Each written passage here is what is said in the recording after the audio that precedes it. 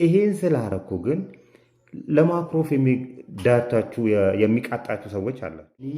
ከመምጣቴ በፊት እድል ነበራችሁ። የብዙዎችን ገመና አደባባይ ላይ በማውጣትና ሚስጥሮችን በማጋለጥ የሚታወቀው የቲክቶክ ታዋቂውና ዝነኛው ሰው አውንታ በርሲሳ ዛሬ ላይ ገመናቸውን ሳወጣ ከርሚያለው በሚላቸው ሰዎች ወጥመድ ወርቋል። የራሱ ጉድ ፈልቷል ያስባለ ጉዳይ ተፈጥሯል። በፍርድ ቤት ትዕዛዝም የባንክ አካውንቱ ሲታገድ የሰዎችን ስም በማጥፋት የተከሰሰውና ከእርሱ ጋር ተመሳሳይ ይዘት ያላቸው ስራዎችን በመስራት የሚታወቀው ወገን አበበ ደግሞ በፌደራል ፖሊስ ቁጥጥር ስር ውሎ የ12 ቀናት የጊዜ ቀጠሮ ተጠይቆ በታል። ነገሩ በዚህ አላበቃም። የቲክቶከሮቹ ሌዊ የሳባ አባትና አውንታ በርሲሳ ጉዳይም ወደ አደገኛ ምዕራፍ ተሸጋግሯል። ከ50 በላይ ግለሰቦችና ድርጅቶች በአንድ ላይ ተባብረው አቤቱታ አቅርበውባቸዋል። ታዲያ የቲክቶክ አጋላጮች መጨረሻ ምን ሊሆን ይችላል? ጠበቃ ደጉለው የጀመሩት ህጋዊ ማዕበል የት ያደርሳቸዋል? ዝርዝር ጉዳዩን በስፋት እንቃኛለን። አብራችሁን ቆዩ። ይህ ኢትዮ ግሎባል 360 ኒውስ ነው። ለቻናላችን አዲስ ከሆናችሁ ሰብስክራይብ፣ ቪዲዮን ከወደዳችሁት ደግሞ ላይክ፣ ሼር በማድረግ ሌሎች እንድታካፍሉ እንድታጋሩ ስንጋብዝ ሐሳብ አስተያየታችሁን በሐሳብ መስጫ ሳጥናችን በኩል እንድታስተላልፉልን በመጠየቅ ጭምር ነው። መልካም ቆይታ።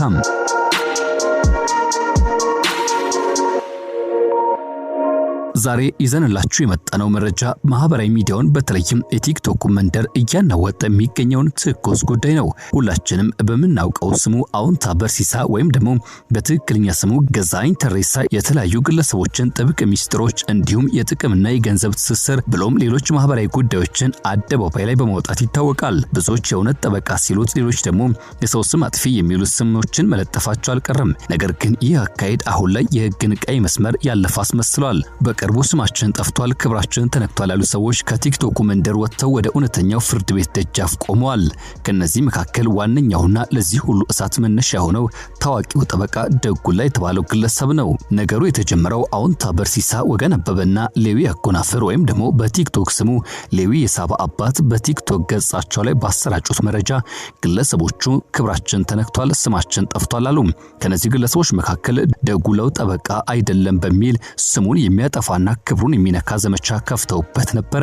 ታዲያ የህግ ባለሙያ የሆነው ጠበቃ ደጉላው በማህበራዊ ሚዲያ መልስ ከመስጠት ይልቅ የህግ የበላይነትን መርጧል። በቀጥታ ያመራው ወደ ፌደራል የመጀመሪያ ደረጃ ፍርድ ቤት ለሚኩራ ምድብ ችሎት ነው። ባቀረበው የፍትሐ ብሔር ክስ መሰረትም ፍርድ ቤቱ ጉዳዩን ተመልክቶ ባልተጠበቀ ሁኔታ የአውንታ በርሲሳ የባንክ አካውንት እንዲታገድ ጥብቅ ትዕዛዝ አስተላልፏል። ይህ ውሳኔ በቲክቶክ ተከታዮች ዘንድ ትልቅ ድንጋጤን ፈጥሯል። ጉዳዩ በፍትሐ ብሔርና እንዲሁም ደግሞ በአካውንት መታገድ ብቻ አላበቃም። የሰዎችን ስም በማጥፋት ዋነኛ ተዋናይ ነው የተባለው አቶ ወገን አበበ አሁን ላይ ነፃነቱን አጥቷል። ምንጮች እንዳረጋገጡት ከሆነ አቶ ወገን አበበ በፌደራል ፖሊስ ቁጥጥር ስር ውሏል። ፖሊስ ምርመራው ለማጣራት በፍርድ ቤት የ12 ቀናት የጊዜ ቀጠሮ ጠይቆበታል፣ ፍቃድም አግኝቷል። ይህ ማለት ጉዳዩ ከገንዘብ ካሳ ማለትም ፍትሐ ብሔር አልፎ ወደ ከባድ ወንጀል ክስ እንዲያድግ ምክንያት ሆኗል። ጠበቃ ደጉላው በግል አነጋግረን ነበር፣ እሳቸውም በህግ የተያዘ ጉዳይ እንዳለ ገልጸዋል ይላሉ። ለዚህ ጉዳይ ቅርበት ያላቸው ምንጭ ግለሰቦቹን በፍትሐ ብሔርም ሆነ ወንጀል መክሰሳቸውን ያረጋገጡ ሲሆን ይህ እርምጃ ማህበራዊ ሚዲያ የፈለኩትን ብናገር ማንም አይጠይቀኝም ለሚል ሁሉ ትልቅ ማሳሰቢያ ሆነ ክስተት ነው ብለዋል። የሚገርመው ነገር ጠበቃ ደጉላው ብቻውን አይደለም። የዚህ ህጋዊ ማዕበል መነሳት ሌሎች ተመሳሳይ በደል ደርሶብናል የሚሉ ሰዎችን ያነቃቃና ያሰባሰበ ነበር። እስካሁን ባለው መረጃ ብቻ አውንታ በርሲሳን ጨምሮ በእነዚህ 3 ግለሰቦች ላይ ከ50 በላይ ግለሰቦችና ድርጅቶች የየራሳቸውን አቤቱታ ለፌደራል ፖሊስ አስገብተዋል። 50 ክስ በአንድ ጊዜ እንግዲህ ነገሩን ክብደት ምን ያክል እንደተካረረ ማሳያ ነው ይላሉ ብዙዎች። በማህበራዊ ሚዲያ የሰውን ፎቶ እያወጡ ማስረጃ ሳይኖራቸው የድርጅቱና የግለሰብን ስም ማጥፋት ዋጋ ያስከፈለ ይገኛል ይላሉ ስለ ሁኔታው ይገለጹ። ጠበቃ ደጉላው ባነሱት ጠንካራ ሐሳብ ማንም ሰው በፍርድ ቤት ጥፋተኛ እስካልተባለ ድረስ ንጹህ ሆኖ የመገመት ህገ መንግስታዊ መብት አለው። ይህን መብት የሚጋፉትና የሰውን ስም የሚያጠፉትን መንግስት አደብ የማስያዝ ኃላፊነት አለበት ሲሉም ተደምጠዋል። በቲክቶክ ላይ የሚደረግ የላይክና የቪው ሩጫ የሰዎችን ኑሮ ትዳርና ቢዝነስ እያፈረሰ ዝም ሊባል አይገባም ሲሉ በተያያዥነት ሐሳባቸውን አጋርተዋል። ይህ ጉዳይ አሁን ላይ በሁለት አቅጣጫ ተይዟል። የወንጀል ጉዳይ በፌደራል ፖሊስ እጅ ምርመራ ላይ ነው። ወገን አበበም እስር ላይ ይገኛል። የፍትሐብሔር ጉዳይ ደግሞ በፌደራል የመጀመሪያ ደረጃ ፍርድ ቤት ለሚኩራ ምድብ ችሎት እየታየ ይገኛል። የክስተት በኢትዮጵያ ማህበራዊ ሚዲያ አጠቃቀም ላይ ትልቅ የተባለ ለውጥን ወይም ደግሞ አንዳች የተባለ ማንቂያ ደውል ሲሉ የሚገልጹ አልታጡም። አውንታ በርሲሳ ከዚህ ጋር በተገናኘ በርካቶችን ስም እያነሳ ከዚህ ቀደም ሲያስተላልፋቸው ደግሞ ሲያወጣቸው የነበሩ መረጃዎች እውነታነታቸው ምን ያክል የተረጋገጠ ነው የሚሉ ሐሳቦችና ስሜቶች ሲንጸባረቁ ነበር። ይህ አይነቱ ክስ ከመመስረቱ አስቀድሞ ለመጨረሻ ጊዜ ባሰራጨውና በሰራው ቪዲዮ ላይ አሚጎስ ከተባለው ብድር ቁጠባ ጋር የተገናኘ መረጃ ነበር ያነሳው። በተለይም ከዚህ ጋር በተገናኘ ከፍተኛ የተባሉ ሚስጥሮችን እንዳወጣ ያነሱ ሲሆን ከዚህ ክስና ወንጀላ ጀርባ የድርጅቱ ስም ሊኖርበት ይችላል ሲሉ ሐሳባቸውን የሚገልጹና ስለ ሁኔታው የተናገሩ ጥቂቶች አይደሉም። ታዲያ ቀጣዩ የህግ ሂደት ምን አይነት አቅጣጫዎችን ይይዛል ሚለው ተጠባቂ እንዲሆን አድርጓል። ያም ሆኖ ግን ከዚህ ቀደም አውንታ በርሲሳ በሰራቸው ጥብቅ የምርመራ ስራዎች ከፍተኛ የተባለ ውጤት ማስገኘቱ ጉዳዩ በህግ ሂደት እንዲታይ ያደረገባቸው አጋጣሚዎች ጥቂት እንዳልነበሩ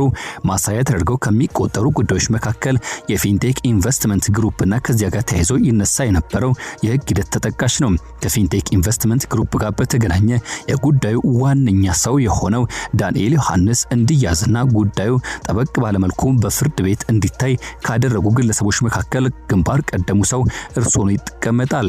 ከዚህ በተጨማሪ ከሱ ጋር በተገናኘ ታዋቂና ዝነኛ አርቲስቶች ለፊንቴክ ኢንቨስትመንት ግሩፕ ሁለት እግር መቆምነ ዋነኛው አጭበርባሪ ተብሎ ለሚጠቀሰው ዳንኤል ዮሐንስ ትልቅ ሽፋንና ዕውቅና እንዲሰጡት አድርጓል በማለት ስማቸውን በማንሳት በተደጋጋሚ የሰራቸው ስራዎች ትልቅ ውጤት ማምጣታቸውና በርካቶችም ጉዳያቸው በህግ ሂደት እንዲታይ ማድረጉ እርሱ ከሰራቸውና በብዙዎች ዘንድ ምስጋና ካገኘባቸው መካከል ይጠቀሳል። ያም ሆኖ ግን አንዳንዴ ክፍተቶች መኖራቸው አልቀረም ሲሉ የሚናገሩና እንዲሁም ደግሞ ሐሳባቸውን የሚያሰራጩ ተበራክተዋል። እናንተም በዚህ ጉዳይ ሐሳብ አስተያየት ቢኖራችሁ በሐሳብ መስጫ ሳጥናችን እንድታካፍሉን ጋብዘን እዚህ ጋር ተሰናበትን። ይህ ኢትዮ ግሎባል 360 ኒውስ ነው። ለቻናላችን አዲስ ከሆናችሁ ሰብስክራይብ፣ ቪዲዮን ከወደዳችሁት ደግሞ ላይክ፣ ሼር እንድታደርጉ እየጋበዝን የዛሬን በዚህ አጠናቀቅን። መልካም ጊዜ በያላችሁበት ተመኘን።